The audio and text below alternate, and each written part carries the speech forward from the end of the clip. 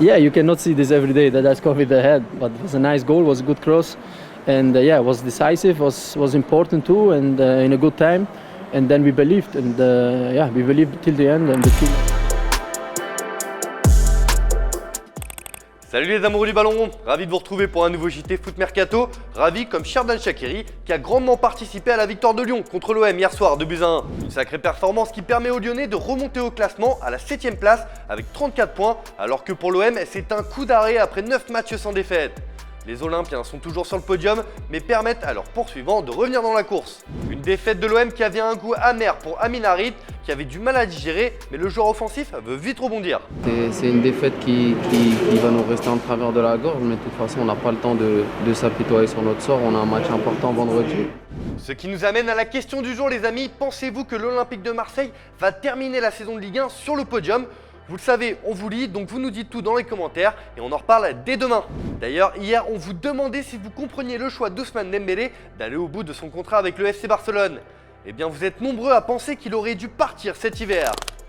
On passe à la grosse actu du jour et on reste au Barça qui a officialisé l'arrivée de Pierre-Emerick Aubameyang. Après une fin d'aventure compliquée avec Arsenal, le Gabonais a été libéré de son contrat avec les Gunners et s'est engagé jusqu'en 2025 avec les Blaugrana. L'attaquant dispose d'une clause libératoire XXL à hauteur de 100 millions d'euros, mais dans cette affaire, ce n'est pas le plus surprenant. D'après le Times, pour se séparer de son ex-vedette, Arsenal a dû payer 8,4 millions d'euros, soit le montant de ses 18 derniers mois de contrat. Un sacré chèque pour s'en débarrasser n'empêche. Sinon, on apprend également qu'Obama a consenti une baisse de salaire pour signer au Barça, avec la possibilité que ce dernier augmente lors de la deuxième saison en fonction de ses performances. Bref, c'est un nouveau challenge excitant qui attend le joueur de 32 ans. En revanche, à la Juventus, l'arrivée de Dusan Vlahovic met le feu au vestiaire.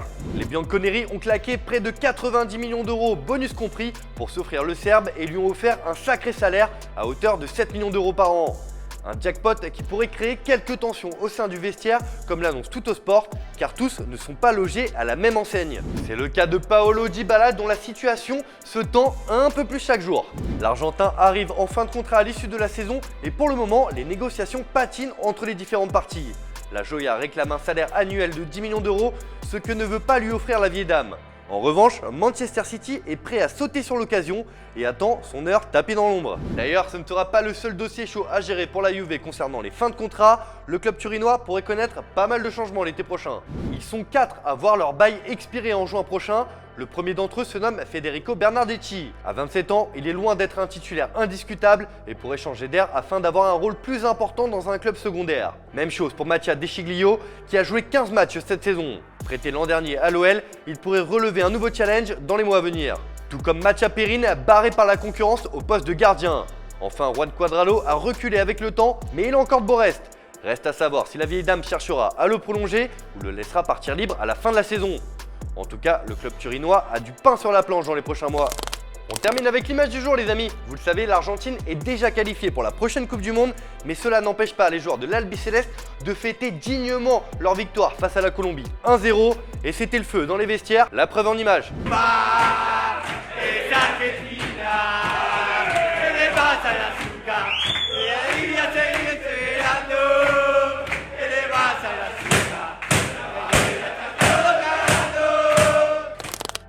Voilà, c'est tout pour aujourd'hui. Merci de votre fidélité. N'oubliez pas de vous abonner, de mettre un petit pouce bleu, ça nous aide énormément. Et en tout cas, je vous souhaite une excellente soirée. À demain pour un nouveau JT Foot Mercato.